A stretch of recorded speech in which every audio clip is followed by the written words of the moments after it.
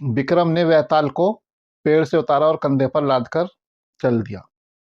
वेताल ने कहा, विक्रम, सफ़र लंबा है। समय काटने के लिए मैं तुम्हें एक कहानी सुनाता हूँ।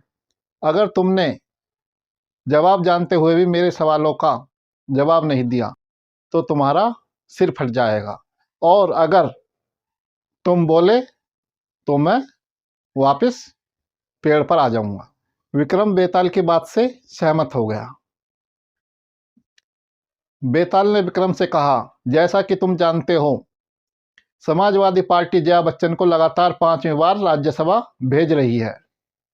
तो सवाल यह है कि जया बच्चन ने समाजवादी विचारधारा को आगे बढ़ाने के लिए ऐसा क्या कार्य किया है कि समाजवादी पार्टी लगातार 5वीं बार जया बच्चन को राज्यसभा भेज रही है। जया बच्चन ने दलित, वंचित, शोषित, पिछड़ों, अल्पसंख्यकों के हित की ऐसी कौन सी आवाज़ उठाई है जो समाजवादी पार्टी जया बच्चन पर इतनी बुरी तरह से आश्रित है। विक्रम चुप चलता रहा। वेताल जानता था कि विक्रम के पास इसका जवाब नहीं है, इसलिए उसका सर नहीं फटेगा। तो वेताल ने एक दूसरा सवाल पूछ लिया कि विक्रम, तुमने मेरे सवाल का जवाब क्यों नहीं दिया? विक्रम बोला, इस सवाल का जवाब तो खुद अखिलेश यादव के पास नहीं है, तो मैं क्या जवाब दूंगा? बेताल बोला कि विक्रम, तुमने अपना वचन तोड़ा है और तुम बोल पड़े हो, तो अब मैं फिर से पेड़ पर चला जाता हूं। वेताल उड़ा और उड़कर वापस पेड़ पर पहुंच गया। विक्रम बेताल के पीछे पीछे गया और फिर से वेताल को पेड़ पर से उतार लिया। अब वेताल ने फिर से वही बात, वही शर्तें विक्रम के सामने रख दी। अब वेताल ने विक्रम से दूसरा सवाल किया।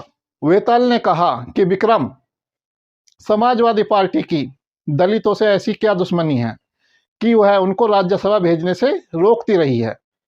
जैसा कि तुम जानते हो, 2018 के राज्यसभा चुनावों में समाजवादी पार्टी और बहुजन समाज पार्टी ने मिलकर राज्यसभा के लिए उम्मीदवार उतारे थे, लेकिन समाजवादी पार्टी ने बहुजन समाज पार्टी के अनुसूचित जाति के भीमराव अंबेडकर को राज्यसभा न भेजकर जया बच्चन को राज्यसभा भेजा था।